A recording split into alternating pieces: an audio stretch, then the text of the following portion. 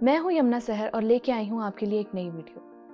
عزیزو، ہم سیکھ چکے ہیں کہ خدا تعالیٰ نے انسان کو اپنی شبیہ پر بنایا، اسے اختیار بخشا اور تمام مخلوقات سے افضل ٹھہرایا۔ خدا نے اسے تمام مخلوقات سے بڑھ کر محبت کی۔ اس سے خدا تعالیٰ کسی بھی انسان کی تذلیل برداشت نہیں کرتا۔ چنانچہ توریت شریف میں مرقوم ہے کہ جو آدمی کا خون کرے گا اس کا خون آدمی سے ہوگا، کیونکہ خدا نے انسان کو اپنی صورت پر بنایا ہے۔ میری اور پاسٹر بنسن صاحب کی طرف سے آپ سب کو سلام۔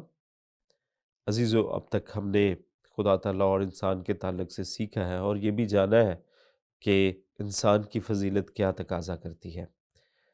پاسٹر صاحب ہمیں کلام مقدس میں امثال کی کتاب اگر اس کے 17ویں باب اور اس کی 5ویں آیت میں دیکھیں تو وہاں پہ یہ لکھا ہے، میں اس کو پڑھ دیتا ہوں آپ کے لیے۔ مسکین پر ہنسنے والا اس کے خالق کی اہانت کرتا ہے، اور جو اوروں کی مصیبت سے خوش ہوتا ہے بے سزا نہ چھوٹے گا۔ ہمارے ناظرین کے لیے اس آیت کا مطلب واضح کیجیے گا۔ جی نوشاد صاحب، جو آیت آپ نے پڑھی اس میں اس سچائی کو اجاگر کیا گیا کہ جب ہم اپنے سے کمتر کا مذاق اڑاتے ہیں یا اس کی تذلیل کرتے ہیں تو خدا ناخوش ہوتا ہے اور ہمیں سزا بھی دیتا ہے، اور ہم خدا کی بھی تحقیر کر رہے ہوتے ہیں۔ یہ سادہ سی حقیقت ہے کہ جو کسی شے کو برا کہہ رہا ہوتا ہے، دراصل وہ اس چیز کے بنانے والے کی حقارت کر رہا ہوتا ہے۔ یہی وجہ کہ جب کوئی کسی بھی انسان کی تذلیل کرتا ہے یا اسے حقیر جانتا ہے تو در حقیقت وہ خدا کی شبیہ کا گستاخ ہوتا ہے۔ ناظرین، یہ بات ہم واضح طور پر جان چکے ہیں کہ خدا نے انسان کو اپنی شبیہ پر بنایا ہے، چنانچہ کسی انسان کو حقیر جاننا خدا کی حقارت کرنے کے برابر ہے، کیونکہ وہ شخص خدا تعالیٰ کی سب سے خاص اور معتبر تخلیق کی تذلیل کرتا ہے۔ خدا اس بات کو برداشت نہیں کرتا اور سزا دیتا ہے۔ ہم میں یہ رجحان پایا جاتا ہے کہ کوئی انسان جب ہم سے مختلف یا کمتر ہوتا ہے تو ہم اس کا مذاق اڑاتے ہیں یا جان بوجھ کر اس کی کمزوری کی نشاندہی کرتے رہتے ہیں۔ جی بالکل، ہمیں اپنے ارد گرد ایسا ہی رویہ دکھائی دیتا ہے، اور میں سمجھتا ہوں کہ یہ رویہ کافی عام ہے۔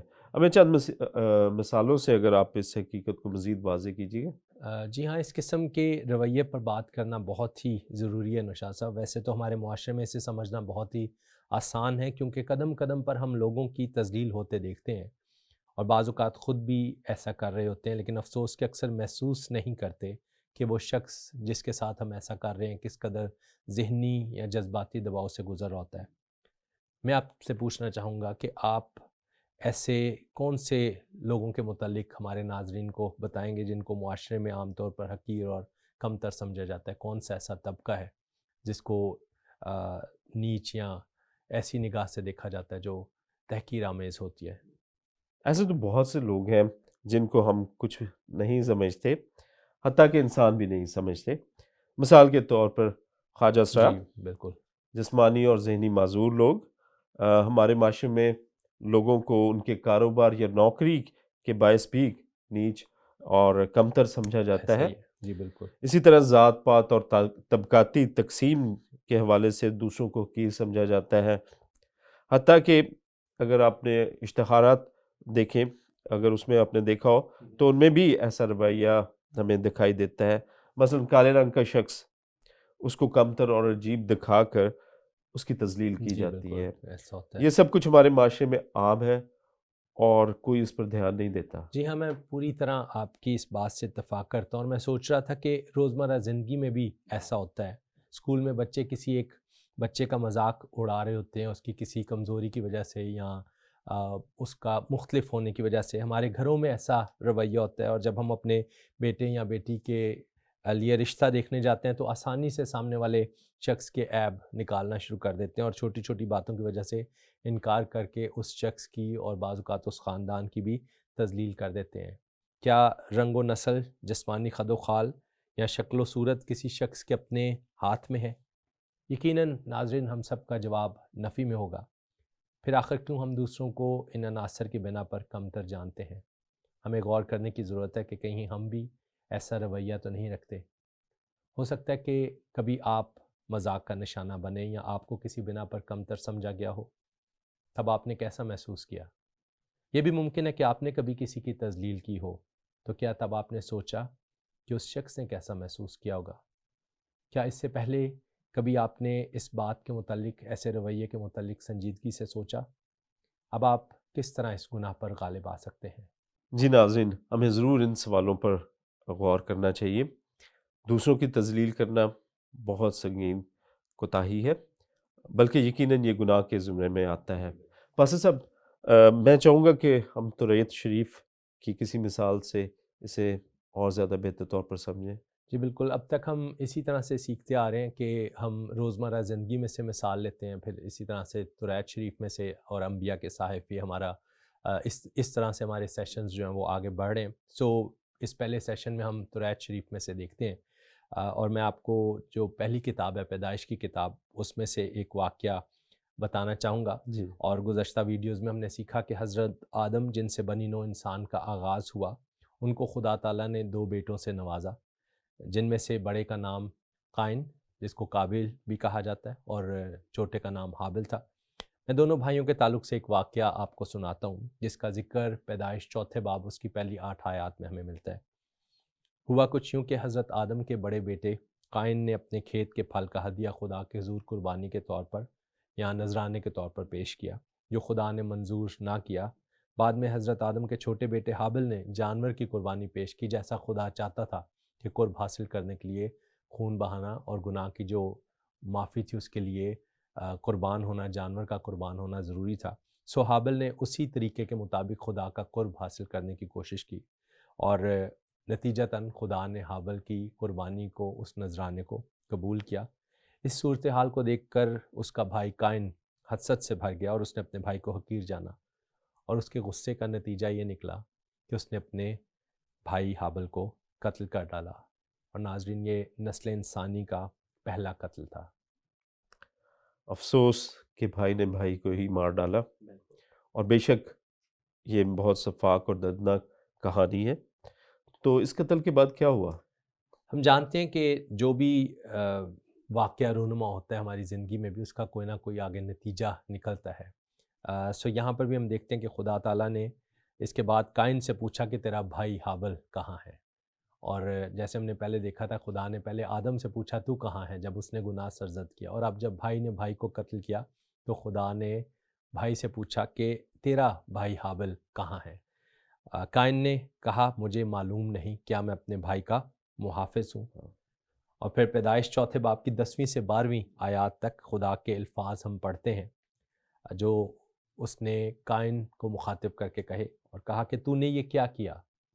تیرے بھائی کا خون زمین سے مجھ کو پکارتا ہے، اور اب تو زمین کی طرف سے لعنتی ہوا جس نے اپنا منہ پسارا کہ تیرے ہاتھ سے تیرے بھائی کا خون لے۔ جب تو زمین کو جوتے گا تو وہ اب تجھے اپنی پیداوار نہ دے گی، اور زمین پر تو خانہ خراب اور آوارہ ہوگا۔ اچھا، یعنی ایک طرف تو ہم نے سیکھا کہ خدا کی طرف سے سزا ملتی ہے، دوسری طرف اس حوالے میں یہ بھی پتہ چل رہا ہے کہ زمین جو ہے وہ انسان جو ہے زمین کی طرف سے بھی لعنتی ہوا۔ اس سے کیا مراد ہے؟ جی، کسی انسان کو حقیر جاننا معمولی بات نہیں ہے، یہ سنگین گناہ ہے۔ آدم کے گناہ کے سبب سے زمین لعنتی ہوئی، آپ کو یاد ہو تو اس وقت ہم نے یہ پڑھا تھا کہ آدم نے جو گناہ کیا، خدا نے کہا کہ اس سبب سے زمین لعنتی ہوئی، اور اب جب بھائی نے بھائی کو قتل کر کے زمین میں ڈبا دیا تو زمین کے سینے میں ایک ایسا بیج بو دیا گیا جو نسل انسانی میں ایک دوسرے کی حقارت، تذلیل اور قتل و غارت کی فصل پیدا کرنے کا سبب بنا۔ زمین کی طرف سے بھی انسان لعنتی ہوا، یعنی اس زمین پر زندگی بسر کرنا اس کے لیے مشکل سے مشکل تر ہوتا چلا گیا۔ اور آپ کا جو سوال ہے کہ انسان زمین کی طرف سے بھی لعنتی ہوا اور اس طرح سے زمین بھی لعنتی ہوئی، آج زمین پر جنگ و جدل، قتل و غارت عام ہے، اور ان سب کے پیچھے ایک انسان کا دوسرے انسان کو کمتر یا حقیر جاننا ہی ہے، ایک قوم کا دوسری قوم کو کمتر یا حقیر جاننا ہی ہے۔ آج ہمیں مذہبی، نسلی، لسانی فسادات عام دکھائی دیتے ہیں، جس کی بنیادی وجہ پھر یہی حقارت ہے اور دوسروں کی تذلیل ہے۔ انسان کے تمام تر گناہ زمین پر ماحولیاتی آلودگی اور دیگر جانداروں کے وجود کو خطرے میں ڈالنے کا سبب بھی بن رہے ہیں، کیونکہ جب جنگ و جدل ہوتی ہے تو اس کا اثر دیگر مخلوقات پر، زمین پر بھی جاتا ہے۔ انسانیت کی یہی تذلیل اور حقارت دوسرے انسانوں کو ذہنی اور نفسیاتی بیماریوں میں بھی مبتلا کرتی، کیونکہ جب جنگ ہو جاتی ہے اس کے بعد جو اثرات لوگوں کے اوپر ہوتے ہیں، ذہنی طور پر، جذباتی طور پر، نفسیاتی طور پر وہ بھی بہت دور تک جاتے ہیں، حتیٰ کہ کوئی شخص خودکشی تک کرنے کی کوشش کرنے لگتا ہے، یا وہ اس کے لیے زندگی جو ہے اپنے عزیزوں کے بغیر جن کو اس نے شاید جنگ میں کھو دیا وہ تکلیف دہ ہو جاتی ہے۔ اور پھر جس طرح سے ہم جانتے ہیں دوسری جنگ عظیم میں جو کچھ جاپان کے ساتھ ہوا جب ایٹم بم گرایا گیا ناگاساکی اور ہیروشیما پر، تو اس وقت تو جو تباہی ہوئی زمین کی، اس کے بعد بھی جو نسلیں تھیں اور انسان جس طرح سے پیدائشی طور پر معذوری کا یا مختلف عارضوں میں مبتلا ہمیں وہ دکھائی دیتا ہے، اور اس کے اثرات جو ہیں وہ بہت دور تک گئے۔ سو جب ہم کسی کی تذلیل کرتے ہیں ایک انسان دوسرے انسان کی، تو میرا نقطہ یہ بھی ہے کہ بعض اوقات وہ شخص اپنی اس تذلیل کی وجہ سے،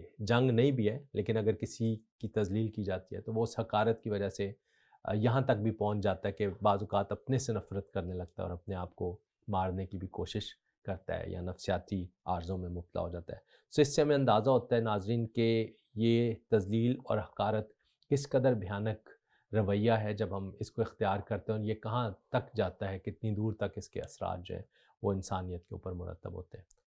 جی آپ نے دلچسپ بات کی۔ یقیناً آج بھی ہمیں انسانوں کے درمیان ایسی حقارت، نفرت اور تذلیل دکھائی دیتی ہے، حتیٰ کہ خدا کے نام پر انسان کو قتل کر رہا ہے۔ انسانیت کی تذلیل کے حوالے سے انبیاء کے صحائف میں اگر کوئی مزید مثال ہمارے ناظرین کے ساتھ آپ شیئر کرنا چاہیں۔ جی میں نے ابھی جو مثال شیئر کی دو بھائیوں کی، قائن اور حابل کی، وہ تو رعد شریف میں سے پیدائش کی کتاب میں سے تھی، اور اب انبیاء کے صحائف میں سے ایک اور دردناک واقعہ میں آپ کے ساتھ شیئر کرتا ہوں۔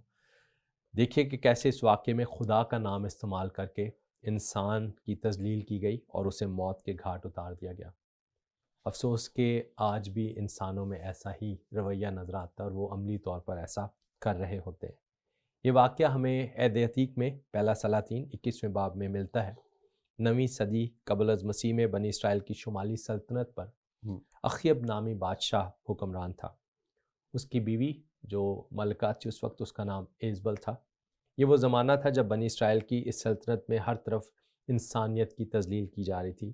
لوگ تمام تر اخلاقی حدود پار کر چکے تھے اور بلا شبہ خدا سے دور تھے۔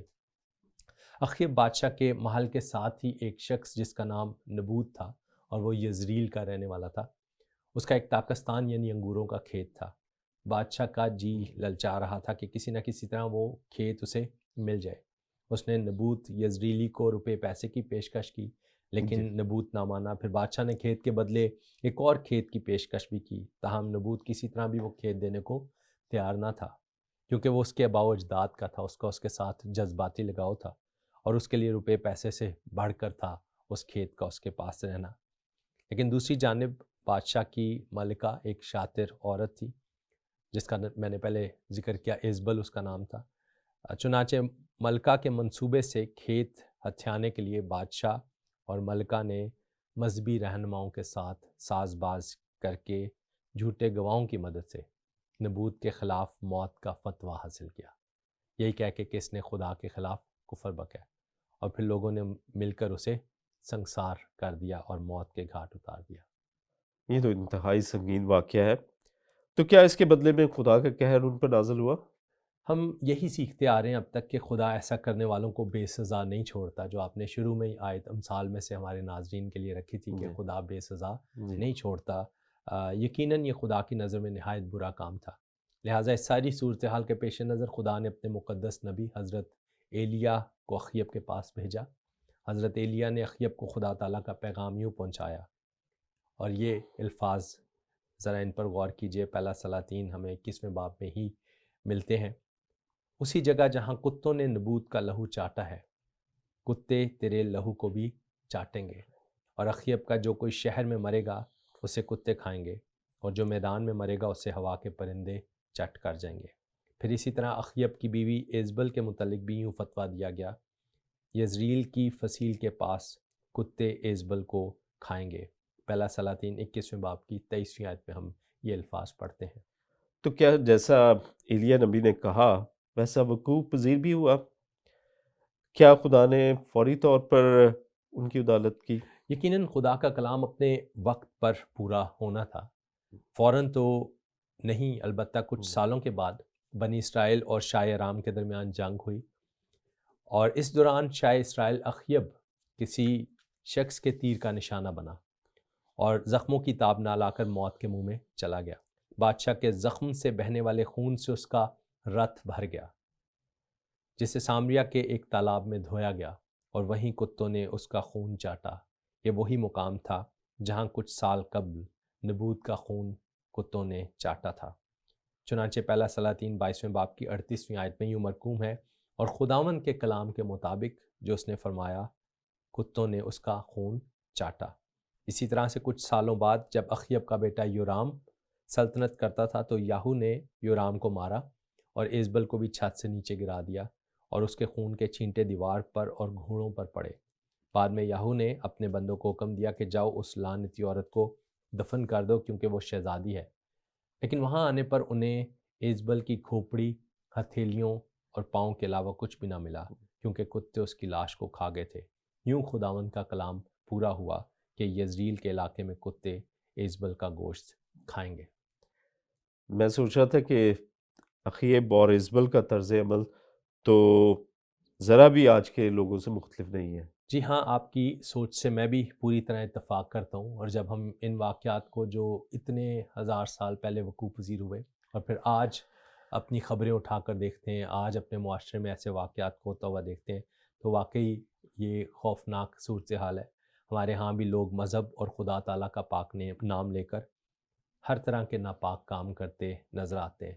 چھوٹے چھوٹے معاملات میں بھی قسمیں کھا کر بازاروں میں چیزیں مہنگے داموں فروخت کرنا، اور جعلی اور غیر معیاری مال خدا تعالیٰ کے نام کی قسم کھا کر بھی بیچ دینا ایک عام سی بات سمجھی جاتی ہے، جس پر کسی کو کوئی شرمندگی بھی نہیں ہوتی۔ جی ہاں، اس کے علاوہ اگر آپ غور کریں تو ہمارے معاشرے میں بھی اگر کسی کی جان لینی ہے اور آپ چاہتے ہیں کہ لوگ اس بات پہ مبارکباد بھی دے اور ایسا کرنے والے کا ساتھ بھی دے، تو آسان سا طریقہ ہے، کسی پر الزام لگائے کہ اس نے خدا تعالیٰ کی مقدس ہستیوں کے خلاف کفر بکا ہے، فوراً ہی بہت سے مذہبی جنون رکھنے والے لوگ جمع ہوں گے اور بنا سوچے سمجھے اس شخص کو قتل کر دیں گے۔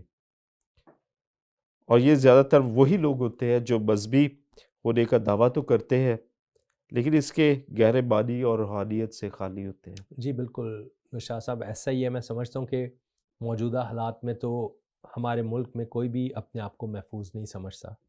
مذہب کے نام پر انسانیت کی تذلیل یا قتل تک عام ہو گیا ہے۔ ہمیں تفصیل میں جانے کی ضرورت نہیں یا واقعات کو دہرانے کی ضرورت نہیں۔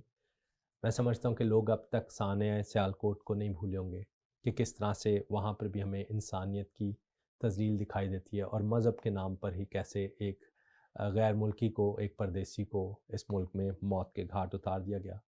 آئے روز ایسے بے شمار واقعات رونما ہوتے ہیں، اور جب ان کی تحقیقات کی جاتی ہیں تو پس پردہ زیادہ تر لوگوں کی ذاتی رنجشیں اور دشمنیاں ہی ہوتی ہیں۔ بدلے اور اپنے فائدے کی غرض سے لوگ خدا تعالیٰ کا پاک نام اپنے ناپاک ارادوں کے لیے استعمال کرتے ہیں تاکہ اپنا مفاد حاصل کر سکیں۔ جی بہت شکریہ، بالکل درست فرمایا آپ نے، یہ بڑی افسوسناک صورتحال ہے۔ جی ناظرین، اب تک ہم سیکھ چکے ہیں کہ خدا تعالیٰ انسان سے بہت زیادہ محبت رکھتا ہے، اسی محبت کی وجہ سے خدا کی نظر میں اس کی قدر و قیمت بہت زیادہ ہے۔ چنانچہ انسان کی جان کو اور اس کی عزت کو نقصان پہنچانے والے کے خلاف غضب الہی بھڑکتا ہے اور خدا تعالیٰ ایسا کرنے والے کو سزا دیتا ہے۔ اس سیشن میں ہم غور کریں گے کہ خدا انسان سے کیا تقاضا کرتا ہے۔ جی روبنسن صاحب، ہمارے ناظرین کو اس حوالے سے آگاہ کیجیے گا۔ جی بالکل، اس سیشن میں ہم سیکھنے والے ہیں کہ اب ان تمام باتوں کا ہم اپنے اوپر کس طرح سے اطلاق کر سکتے ہیں اور خدا ہم سے کیا تقاضا کرتا ہے۔ یاد رکھیں کہ خدا انسان سے مذہبی ہونے کا تقاضا نہیں کرتا، بلکہ وہ چاہتا ہے کہ انسان اس سے پورے دل، جان، طاقت اور عقل سے محبت رکھے، یعنی وہ خدا کے ساتھ گہرا تعلق قائم کرے۔ جی میں یہاں پہ پوچھنا چاہوں گا، تو کیا مذہبی ہونے میں کوئی برائی ہے؟ میں آپ سے پوچھنا چاہوں گا کہ مذہبی شخص کس کو کہا جاتا ہے یا سمجھا جاتا ہے؟ ایسا شخص جو اپنے مذہب کے مطابق زندگی بسر کر رہا ہو، مثلا اگر کوئی مسیحی ہے تو باقاعدگی سے چرچ جاتا ہو، بائبل پڑھتا ہو، دعائیں کرتا ہو، ہدیہ دیتا ہو۔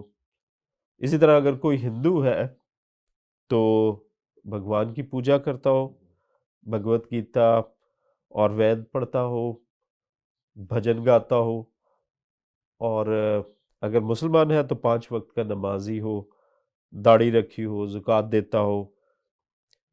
مختلف مذاہب میں ہمیں مختلف طریقوں سے اس بات کا اظہار ملتا ہے۔ جی ہاں، آپ درست فرما رہے ہیں۔ ایسے ہی سمجھا جاتا ہے کہ جو انسان اپنے مذہب کے مطابق کچھ امور سر انجام دیتا یا خاص حلیہ بنائے رکھتا ہے تو لوگ اس کو نیک اور مذہبی سمجھنے لگتے ہیں۔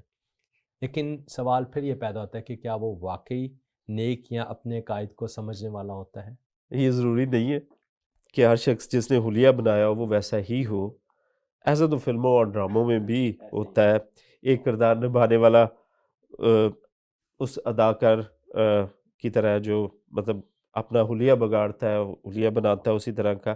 مثلا ایک اداکار اگر فلم میں ڈاکٹر بنتا ہے تو ضروری نہیں کہ وہ باقاعدہ MBBS کی ڈگری رکھتا ہو، بلکہ وہ ڈاکٹر جیسا لباس پہن لیتا ہے، اس جیسا حلیہ بنا لیتا ہے اور ڈاکٹر کا کردار ادا کرتا ہے۔ جی ہاں، اس بات کو بہتر طور پر سمجھنے کے لیے آپ نے ایک اچھی مثال دی ہے کہ بعض اوقات ہم مذہبی اداکاری کرنے لگتے ہیں، ہم ویسا حلیہ بنا لیتے ہیں، ہم دینداری کی وضع اختیار کر لیتے ہیں اور دوسروں کو بتانے کے لیے ہم اپنے آپ کو ایسے پیش کرتے ہیں۔ یعنی ہر وہ شخص جو کسی خاص قسم کا لباس پہن کر کوئی خاص حلیے میں رہتا ہے، ہمیں یاد رکھنا چاہیے کہ ضروری نہیں کہ وہ حقیقت میں بھی ویسا ہی ہو۔ انسان اپنے حلیے کی وجہ سے نہیں بلکہ خدا تعالیٰ کی دی گئی حقیقی تعلیمات پر عمل کر کے حقیقی اور سچا ایماندار بنتا ہے۔ صحائف انبیاء میں یسایہ نبی کے صحیفے 29ویں باب کی 13ویں آیت آپ کے سامنے رکھنا چاہتا ہوں اور ناظرین کے سامنے بھی۔ لکھا ہے، پس خداوند فرماتا ہے، چونکہ یہ لوگ زبان سے میری نزدیکی چاہتے ہیں اور ہونٹوں سے میری تعظیم کرتے ہیں، لیکن ان کے دل مجھ سے دور ہیں، کیونکہ میرا خوف جو ان کو ہوا فقط آدمیوں کی تعلیم سننے سے ہوا۔ یہاں پر خدا تعالیٰ ایسے لوگوں کی ہی بات کرتا ہے جو ظاہری طور پر نیکی کرتے ہیں، جس میں ان کی خود غرضی یا دکھاوا چھپا ہوا ہے۔ وہ ایسا اس لیے کرتے ہیں تاکہ ثواب اور دنیا میں عزت کما سکیں، لیکن حقیقی طور پر وہ خدا کے مقصد اور منشا کے برعکس کر رہے ہوتے ہیں۔ جب حقیقی طور پر خدا تعالیٰ کے محبت بھرے دل کے مطابق کام اور دوسروں سے محبت نہ کی جائے تو نمازیں، روزے اور دیگر مذہبی فرائض محض رسمی اور غیر حقیقی بن جاتے ہیں۔